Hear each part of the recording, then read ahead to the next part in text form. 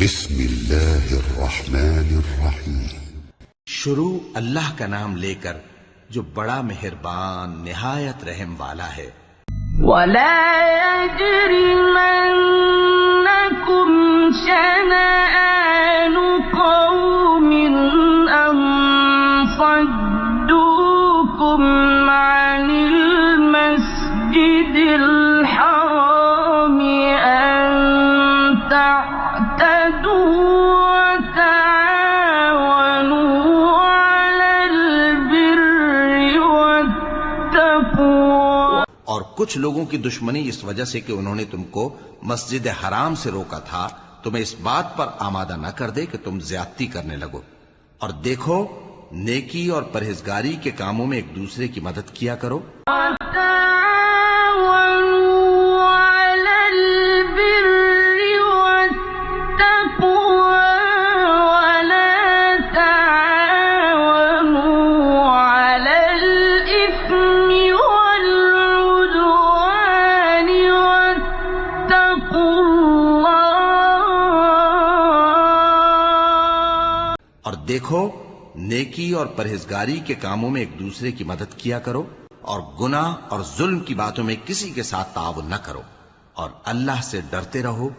إِنَّ اللَّهَ شَدِيدُ الْعِقَابِ۔ کچھ شک نہیں کہ اللہ کا عذاب سخت ہے۔ حُرِّمَتْ عَلَيْكُمُ الْمَيْتَةُ وَالدَّمُ وَلَحْمُ الْخِنزِيرِ وَمَا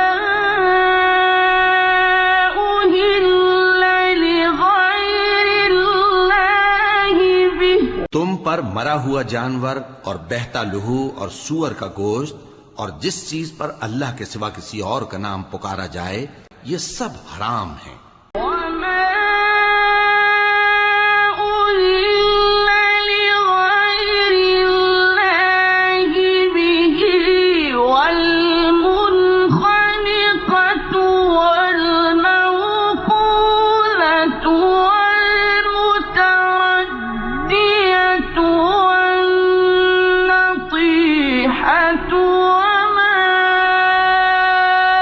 أَكَلَ السَّبُعُ إِلَّا مَا ذَكَّيْتُمْ۔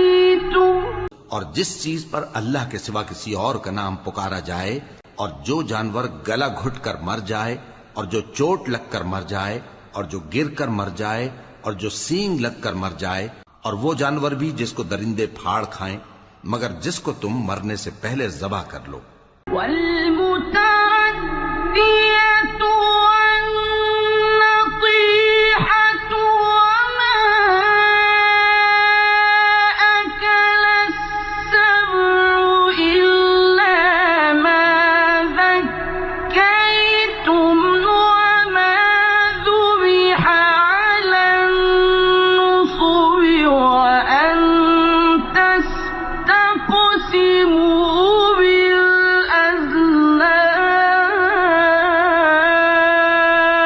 اور جو گر کر مر جائے اور جو سینگ لگ کر مر جائے اور وہ جانور بھی جو غیر اللہ کے آستانے پر ذبح کیا جائے، اور یہ بھی کہ پانسوں سے قسمت معلوم کرو۔ سورۃ المائدہ کی آیت 2 اور 3 نہایت جامع اور اہم احکام پر مشتمل ہیں، جن میں شریعت کے ظاہری احکام، اخلاقی اصول اور اجتماعی زندگی کے ضوابط بیان کیے گئے ہیں۔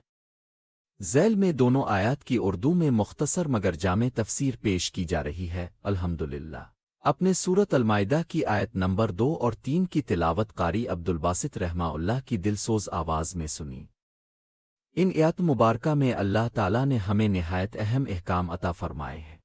آیت نمبر 2 میں ہمیں یہ سکھایا گیا ہے کہ اللہ کے شاعر جیسے حج، قربانی اور مسجد الحرام کا احترام لازم ہے۔ احرام کی حالت میں شکار ممنوع ہے اور کسی قوم کی دشمنی تمہیں ظلم پر آمادہ نہ کرے، بلکہ ہمیں حکم ہے کہ نیکی اور تقوی پر ایک دوسرے کی مدد کریں اور گناہ و زیادتی پر ہرگز تعاون نہ کریں۔ آیت نمبر 3 میں اللہ تعالیٰ نے واضح طور پر کچھ چیزوں کو حرام قرار دیا ہے، جیسے مردار خون، سور کا گوشت اور وہ جانور جس پر اللہ کے سوا کسی اور کا نام لیا گیا ہو۔ اس آیت میں اسلامی خوراک کے پاکیزہ اصول اور عقیدے کی خالصیت کو بیان کیا گیا ہے۔ یہ آیات ہمیں سکھاتی ہیں کہ ہم حلال کو اپنائی حرام سے بچیں اور ہمیشہ عدل تقوی اور اللہ کے احکامات پر کاربند رہیں۔